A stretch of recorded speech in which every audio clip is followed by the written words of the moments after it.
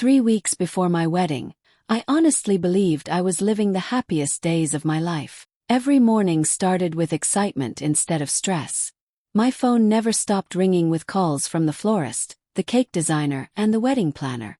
My apartment in Mombasa was filled with invitation cards, fabric samples, flower catalogs, and little boxes of decorations waiting to be packed. Even though I was exhausted, I couldn't stop smiling. In just 21 days, I was supposed to become Mrs. Zuri Chanda. At least that's what I thought. Omari and I had spent 3 years building what I believed was a beautiful relationship.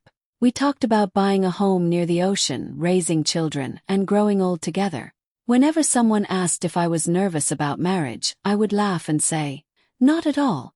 I'm marrying my best friend." Looking back now, those words hurt more than I can explain.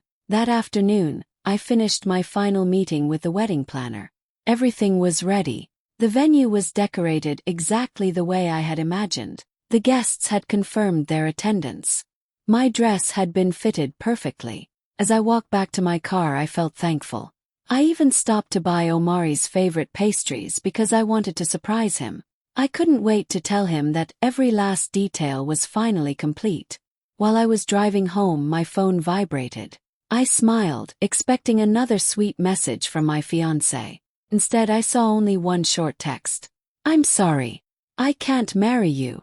I stared at the screen so long that the traffic behind me started honking. My hands began shaking. I read the message again. And again, there had to be another text. Another explanation. Joke. Anything. There was nothing. Called him immediately. No answer. Called again. Still nothing. My heart started racing so fast that I could barely breathe. I turned the car around and drove straight to his house, praying that this was all some terrible misunderstanding. When I reached the front door, it wasn't locked. I slowly pushed it open. "Omari," I called, my voice barely louder than a whisper. No one answered. I walked farther inside until I heard quiet laughter coming from the living room. Then I saw them. Omari was standing there, holding someone's hand. Not just anyone. My cousin. Nesha. The cousin I had loved like my own sister. The same cousin who had helped me choose my wedding dress. The same cousin who promised to stand beside me as my maid of honor. For a second, the whole room went silent. Nobody moved. Nobody spoke. Omari looked at me with guilt written all over his face, but he didn't let go of Nyasha's hand. Then Nyasha looked straight into my eyes. She smiled. It wasn't a nervous smile. It wasn't an apologetic smile. It was the smile of someone who believed she had won. "You were never the right one for him," she said quietly. Her words cut deeper than any scream ever could. I looked at Omari, waiting for him to deny it. Waiting for him to say she was lying. Waiting for him to choose me. He never said a single word. That silence told me everything I needed to know. In one moment, the wedding I had spent months planning, the future I had dreamed about, and the people I trusted most all disappeared. I felt tears filling my eyes, but I refused to let either of them see me break. Without saying a single word, I placed the small box of pastries on the table beside the door. I turned around, and I walked away. Neither of them tried to stop me. Neither of them followed me. As I stepped outside into the warm Mombasa evening, I realized something I never thought possible. 3 weeks before my wedding, I had lost not only the man I loved, I had lost the sister I thought I had. As I drove away that night, memories kept playing in my mind like scenes from an old movie. The pain wasn't only about losing Omari. It was about losing Nyasha too. She wasn't just my cousin. She was the closest thing I had to a sister. We grew up together in Mombasa. Every school holiday was spent at Mama Salima's house. We shared the same bedroom, wore each other's clothes, and stayed awake late into the night talking about our dreams. We promised that no matter what happened in life, we would always stand by each other. I believed that promise with all my heart. Whenever I bought something new, I bought the same thing for Nyasha. If I achieved something, I celebrated with her first. When she cried, I was the one who comforted her. When I needed advice, she was the first person I called. I never imagined I would have to protect myself from someone I loved that much. The biggest mistake I ever made was introducing Omari to her. I still remember that family barbecue like it happened yesterday. Omari came to pick me up, and Nyasha happened to be there helping Mama Salima prepare dinner. We all laughed together that evening. Before we left, I smiled and said, "I'm so happy the two most important people in my life finally met." I had no idea those words would come back to haunt me. First, everything seemed normal. Nyasha would ask about the wedding plans. Omari would tell me she was kind and funny. I thought they were simply getting along as family. Then little things started changing. Sometimes Omari would suddenly hide his phone when I walked into the room. Nyasha became strangely busy whenever I invited her over. They both started giving the same excuses at the same time.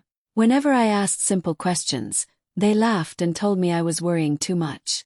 I wanted to believe them because trusting them felt easier than facing the truth. But lies never stay hidden forever. A few days before everything fell apart, I accidentally noticed a message appear on Omari's phone while he was in the shower. The sender's name wasn't saved, but I recognized the profile picture immediately. It was Nyasha. My heart sank. I didn't read the whole conversation. I didn't have to. The few words I saw were enough to tell me something was terribly wrong. From that moment, the small pieces finally came together.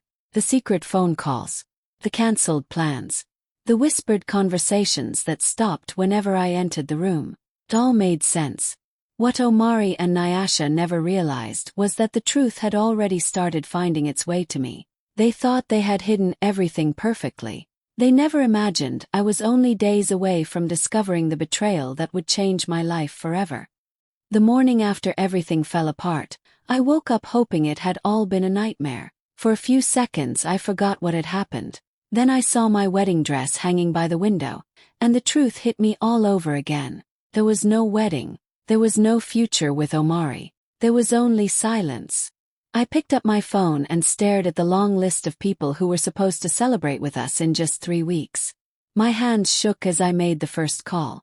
"Hello. I'm sorry, but the wedding has been cancelled." Every time I said those words, it felt like another piece of my heart was breaking. Some people were kind and simply said they were sorry. Others asked too many questions. A few wanted to know whose fault it was. I didn't have the strength to explain, so I just said, "Things changed," and ended the call. Then came the money. The wedding venue kept part of the deposit. The caterer refused to return the advance payment because everything had already been prepared. The florist had already ordered the flowers.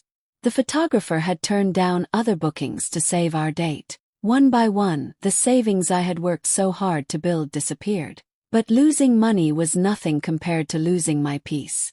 Within days, the gossip spread across the family. Everyone had a different version of the story. Some people said Omari had found someone better. Others whispered that I must have done something to push him away. A few even claimed that no man would leave a woman for no reason. Those words hurt almost as much as the betrayal itself. What shocked me the most was that some relatives blamed me instead of asking if I was okay. If she had treated him better, he wouldn't have left. Maybe she was too focused on work. There are always two sides to every story. They spoke as if they knew my life better than I did. I stopped answering my phone. I stayed inside my apartment for days. The curtains remained closed, and I barely ate. I couldn't look at my reflection without remembering the woman who was supposed to become a bride. I kept asking myself the same question. What did I do to deserve this? The only person who never judged me was Mama Salima. One quiet afternoon, she came to my apartment carrying a pot of homemade soup. She didn't ask me to stop crying. She didn't tell me to be strong. She simply sat beside me, held my hand, and waited until I was ready to speak. When I finally broke down, she gently wiped the tears from my face. Then she looked into my eyes and said, "My daughter, sometimes God removes people who would have destroyed your future." I stayed silent. She squeezed my hand again. "Today you only see heartbreak. One day you'll see protection. What feels like the end of your story may actually be the beginning of a better one." Those words settled deep inside my heart. For the first time since my world had fallen apart, I stopped asking why this happened to me. Instead, I quietly wondered, what if Mama Salima was right? What if losing everything today was the only way to find the life I was truly meant to have? The weeks after my wedding was cancelled were some of the hardest days of my life. But little by little, Mama Salima's words began to stay with me. Every morning, I repeated them to myself before getting out of bed. I realized that if I spent the rest of my life thinking about Omari and Nyasha, they would continue stealing my happiness even after they had already broken my heart. One morning, I stood in front of the mirror and barely recognized the woman looking back at me. My eyes were tired from crying, but somewhere deep inside, I saw a small spark that refused to die. That morning I made a promise to myself. I won't spend my future trying to get revenge. I'll spend it building a life so beautiful that my past can never control me again. It wasn't easy. Some days I wanted to give up. Some nights I cried myself to sleep. But every new sunrise gave me another chance to keep moving forward. A few months later, I heard that a well-known entrepreneur named Tendiko Mwila was looking for hardworking people to join a new hospitality project. Everyone said he expected excellence and accepted no excuses. Many people were afraid to work with him. I wasn't. I had already survived the worst heartbreak of my life. I wasn't afraid of hard work anymore. I applied for the opportunity with nothing but determination and hope. During the interview, Tendiko looked at my resume for a long moment before asking, "Why should I choose you?" I smiled gently and answered, "Because nobody will work harder than someone who has already lost everything and decided to start again." For the first time in months, someone looked at me without pity. He simply nodded and said, "Report to work on Monday." That job changed my life. The days were long. Sometimes I worked before sunrise and didn't leave until late at night.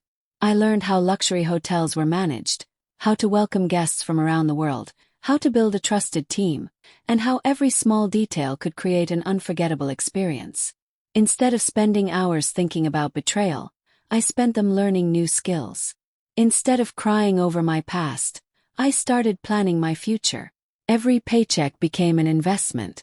I saved every extra shilling I could. While others spent weekends relaxing, I attended business workshops, read books about leadership, and asked endless questions.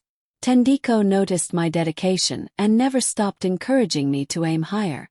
One evening after work, he said something I never forgot. "Zuri, don't spend your life building someone else's dream. One day, build your own." Those words stayed in my heart. Years earlier, I had dreamed of becoming someone's wife. Now I was dreaming of becoming a business owner.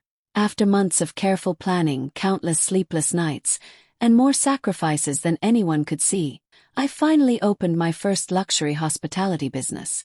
The beginning was small, but my service was different. Every guest was treated with kindness, respect, and care.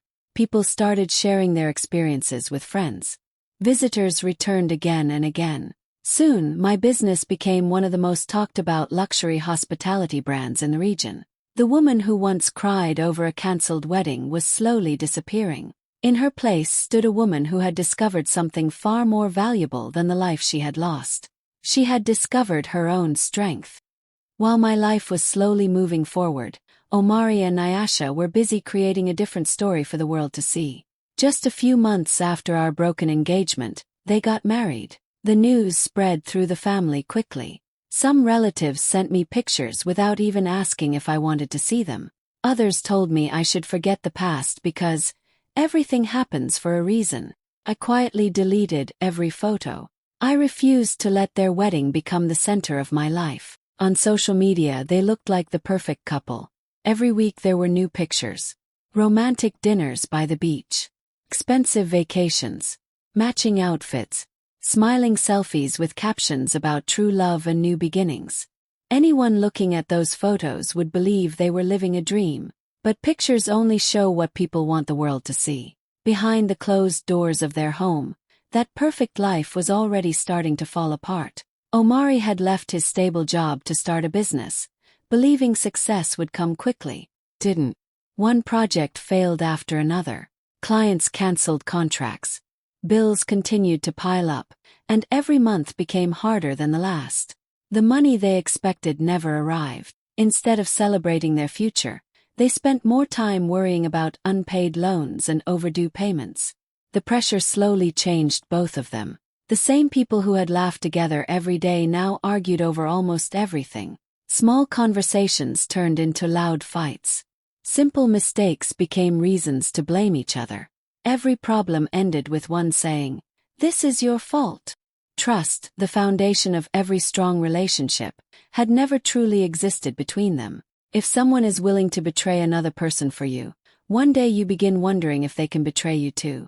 That question quietly entered their marriage. Nyasha started checking Omari's phone whenever he left it on the table. Omari became suspicious whenever Nyasha stayed out longer than expected. Neither of them admitted it, but they no longer believed each other's words. The relationship they had built in secret was now filled with secrets of its own. Meanwhile, I knew almost nothing about what was happening. I was too busy building my business to spend time following their lives. Sometimes friends mentioned that Omari's company was struggling. Sometimes relatives whispered that the marriage wasn't as happy as it looked online. I never asked for details. I had learned that peace is impossible when you keep looking back. So while they worked hard to convince the world that everything was perfect, I kept working quietly toward the future I wanted. What they didn't realize was that fake success can fool strangers. But it can never hide the truth forever. Sooner or later, every lie begins to crack. And when it does, the whole picture starts to fall apart. 2 years passed faster than I ever imagined. The pain that once kept me awake at night had slowly been replaced by purpose. My business continued to grow beyond my expectations. What started as one small luxury hospitality company had expanded into several successful properties across East Africa. Every new project reminded me how far I had come from the woman who once believed her life had ended with a single text message. One morning, I received an invitation to speak at one of the biggest luxury business conferences in Kigali, Rwanda. Entrepreneurs, investors, hotel owners, and business leaders from across Africa were expected to attend. I wasn't invited as a guest. I was invited as one of the conference's leading investors. As I read the invitation, I couldn't help but smile. There was a time when I wondered if I would ever be happy again. Now people wanted to learn from the journey that had once almost destroyed me. The conference hotel was filled with energy. Cameras flashed everywhere. Business owners introduced themselves, exchanged ideas, and discussed new partnerships. I greeted people with confidence, but inside I quietly thanked God for bringing me this far. I had no idea that someone from my past was walking through the same building. Omari had also come to the conference. His business was still struggling, and this event was his biggest opportunity to find an investor. He had prepared a presentation for weeks, hoping one successful deal could save everything he had worked for. When he registered at the front desk, one of the organizers smiled and said, "Congratulations! Your proposal has been selected for the VIP investment meeting this afternoon." Omari felt hope for the first time in months. He carefully adjusted his tie, picked up his presentation, and walked toward the private meeting room. Outside the door, several business owners waited nervously. Everyone whispered about the mystery investor. "I heard she's one of the fastest-growing entrepreneurs in East Africa. They say she built her company from nothing. If she likes your idea, your business could completely change." No one mentioned a name. The doors finally opened. One by one, the business owners entered the elegant meeting room. Omari walked in with confidence. Then he looked toward the head of the table. His footsteps stopped instantly. His face lost all color. He couldn't believe what he was seeing. Sitting in the center of the room, dressed in a simple but elegant navy blue suit, was the woman he had abandoned 2 years earlier. Me. Baiko. I slowly looked up from the documents in front of me. Our eyes met for the first time since the day I walked away from his house. For a few long seconds, the entire room felt silent. I recognized the surprise, the regret, and the disbelief on his face. He had expected to meet a wealthy investor. He never imagined that investor would be the woman whose heart he had broken. I simply gave him a calm, professional smile. "Good afternoon," I said. "Please have a seat. Let's begin." In that moment, Omari finally understood something he had never expected. The woman he once believed he had left behind had become the opportunity he desperately needed. The meeting ended with everyone discussing business proposals, but I treated Omari exactly the same as every other entrepreneur in the room. I asked questions, listened carefully, and thanked him for his presentation. There was no anger in my voice and no attempt to embarrass him. I had worked too hard to let my emotions make decisions for me. Still, I could feel his eyes following me as people slowly left the meeting room. Just as I was about to leave, one of the conference organizers walked over to me. "Ms. Baiko," he said politely, "your lawyer has arrived. He's waiting in the private lounge." I nodded and walked down the hallway. Inside the lounge was Ifani Okoro, the lawyer who had handled my company's legal matters from the very beginning. He stood up with a warm smile and shook my hand. "I have some important news," he said. His serious expression immediately caught my attention. He placed a thick brown folder on the table and slowly opened it. "These documents belong to your late grandfather," he explained. I looked at him in surprise. "My grandfather?" Yes. I thought everything had already been settled after he passed away. Ifani gently shook his head. "Not everything." He slid several old documents toward me. "Many years ago, your grandfather created a protected family trust. He wanted it to remain completely private until the right time." I stared at the papers, trying to understand what I was reading. Then he smiled. "When you started your first hospitality business, you believed every shilling came from your own savings." He nodded. "Yes. I worked for years to build that money." "You did," he replied. "But you were never completely alone." I looked at him, confused. "What do you mean?" He pointed to one of the documents. "Your grandfather quietly invested in your first company through this trust. The investment was made in a way that protected your independence. He didn't want anyone, including you, to believe your success had been handed to you." Could hardly speak. "He helped me." Ifani nodded. "He watched you for years before he passed away. He saw your honesty, your kindness, and your determination. He believed you had the character to build something extraordinary. That's why he chose you." Tears slowly filled my eyes. My grandfather had believed in me even before I believed in myself. Ifani continued. "He left a handwritten letter with these documents." With trembling hands, I opened the envelope. The first line made me cry immediately. "My dear Zuri, if you're reading this, it means you've already proven that your greatest strength was never money. It was your character." I smiled through my tears. For so many years, I thought I had walked this journey completely alone. I hadn't. Someone had quietly believed in me all along. The most surprising part was that nobody else in the family knew about the trust. Not my parents, not my relatives, and certainly not Nyasha. The people who believed I had rebuilt my life through luck were about to discover the truth, long before anyone else saw greatness in me.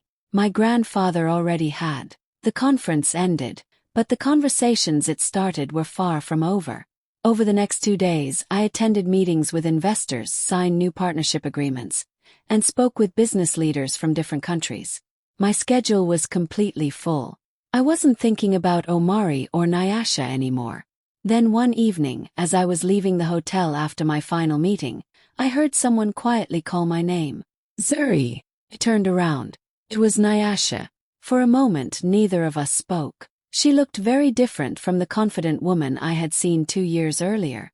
The smile that once seemed so proud was gone. Her face looked tired, and her eyes were filled with sadness. "Can we talk?" she asked softly. I looked at her for a few seconds before nodding. We walked to a quiet corner of the hotel garden where no one could hear us. Nyasha took a deep breath, but the words didn't come easily. "I know I don't deserve your time," she said, "but I had to try." She looked down at the ground before continuing. "Our business is failing. We're drowning in debt. We've tried everything, but nothing is working." For the first time in my life, I saw fear in her eyes. Then she whispered the words I never thought I would hear. "I need your help." I stayed silent. She wiped away a tear. "I know I hurt you. I know I betrayed you. If I could go back and change everything, I would." Before I could answer, another voice came from behind us. "I feel the same." I turned and saw Omari walking toward us. He stopped a few steps away, unable to look me in the eyes. "I've wanted to say this for a long time," he said quietly. "I'm sorry, Zuri." His voice shook with regret. "I thought I was chasing a better future. Instead, I destroyed the best thing that ever happened to me." He took a slow breath. "I hurt someone who only ever loved me. There isn't a single day that I don't regret it." For a long moment, the three of us stood there in complete silence. 2 years earlier, I would have done anything to hear those words. Now they no longer had the power to change my life. I looked at both of them calmly. There was no anger left inside me. There was only peace. Then I quietly said the words that had lived in my heart for years. "You didn't lose me when you left." They both looked up. "You lost me when you betrayed me." Neither of them spoke. The silence between us felt heavier than any argument. Tears rolled down Nyasha's face. Omari lowered his head, knowing there was nothing he could say to erase what they had done. I wasn't speaking to hurt them. I was simply telling them the truth. Trust is like a piece of glass. Once it shatters, you can pick up the pieces. But it will never be whole again. I wished them peace. I truly did. But I also understood something they were only beginning to learn. Some doors don't close because of hate. They close because respect is gone. Without another word, I turned around and walked away. This time, I was the one who never looked back. The morning after my conversation with Omari and Nyasha, I walked into the conference hall feeling lighter than I had in years. For a long time, I thought I needed an apology to move on. I was wrong. Real peace came when I stopped waiting for other people to fix the pain they had caused. That afternoon, representatives from several international hospitality companies gathered in the main conference room. We had spent months discussing possible partnerships, and now it was finally time to make everything official. One by one, the contracts were placed on the table. I carefully read every page before signing my name. As the final signature dried on the paper, everyone in the room stood up and applauded. Cameras flashed from every direction. Journalists wanted interviews. Business leaders lined up to shake my hand. The partnerships would allow my company to expand into several new countries, creating hundreds of new jobs and opening the door to opportunities one had once only dreamed about. In that moment, I silently thanked Mama Salima. If she had not reminded me to keep moving forward, I might still have been trapped in my pain instead of standing in that room. Later that day, I learned that Omari's company had also applied for one of the investment partnerships. His proposal had been carefully reviewed, but it wasn't selected. The investors believed another company had a stronger vision and a more reliable future. No one rejected him because of me. The decision was based on business. For the first time, Omari had to accept that success could not be built on regret or second chances. It had to be earned. When I returned home to Mombasa, news of the conference spread quickly. Suddenly, relatives who had ignored me for years started calling. Some congratulated me with huge smiles. Others laughed as if we had always been close. A few even told people, "We've always known Zuri would become successful." I listened politely, but deep inside I remembered everything. I remembered the whispers. I remembered the blame. I remembered the days when no one asked if I was okay. Success had changed the way they looked at me, but it hadn't changed my memories. I treated everyone with kindness because that was the person I wanted to be. At the same time, I no longer felt the need to prove anything. I stopped attending family gatherings where I didn't feel welcome. I answered phone calls when I wanted to, not because I felt guilty. I learned that protecting my peace wasn't selfish. It was necessary. People often think revenge is the greatest victory. I don't believe that anymore. Real victory is waking up every morning without anger in your heart. It's building a life so full of purpose that the people who hurt you no longer control your thoughts. The greatest answer I could ever give the people who betrayed me wasn't an argument. It wasn't an insult. It wasn't making them suffer. It was the life I had built without them. Because in the end, success speaks louder than revenge ever could. Few months later, another dream became reality. After years of hard work, endless sacrifices, and countless sleepless nights, I stood in front of my newest luxury oceanfront resort in Mombasa. The beautiful building overlooked the blue waters of the Indian Ocean, and guests had already started arriving from different parts of the world. The entrance was decorated with fresh flowers, cameras filled the walkway, and journalists waited eagerly for the opening ceremony. My employees stood together wearing proud smiles. Many of them had been with me from the very beginning, when my company was still small and nobody believed it would succeed. Looking at them, I realized this business was never just about me anymore. It was about every person who had believed in a second chance. When it was time for the ribbon-cutting ceremony, I stepped back and looked at Mama Salima. She smiled with tears in her eyes. "My daughter," she whispered, "this honor belongs to you." I gently shook my head. "No, Grandma. If you hadn't reminded me to keep believing when my heart was broken, none of this would be here today." I placed the scissors in her hands. The crowd began clapping as Mama Salima slowly cut the ribbon. The moment the ribbon fell, loud applause filled the air. My employees cheered. The cameras flashed without stopping. Reporters rushed forward, asking questions about my journey, my business, and the secret behind my success. I answered with a smile. I simply refused to let my worst day become the rest of my life. As the celebration continued, I walked onto one of the balconies overlooking the ocean. The cool sea breeze touched my face. For the first time in years, I allowed myself to quietly look across the street. Standing beside his car was Omari. He wasn't smiling. He wasn't angry. He simply stood there in silence, looking at everything we had built. For a brief moment, our eyes almost met. Then he lowered his head, turned around, got into his car, and slowly drove away. I didn't call his name. I didn't wave. I didn't stop him. Some stories don't need another conversation. They simply need an ending. As the sun slowly disappeared behind the ocean, the sky turned shades of gold and orange. I rested my hands on the balcony and smiled. There was no bitterness left inside me, no desire for revenge, only gratitude.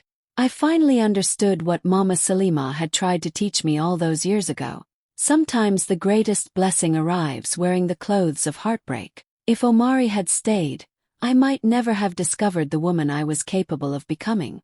I lost a wedding, but I found myself, and in the end, that was worth far more than anything I thought I had lost. As the waves rolled gently onto the shore, I took one last look at the horizon and smiled. My fiancé left me for my own cousin because they thought they were taking my future. They never realized they were only making room for a better one.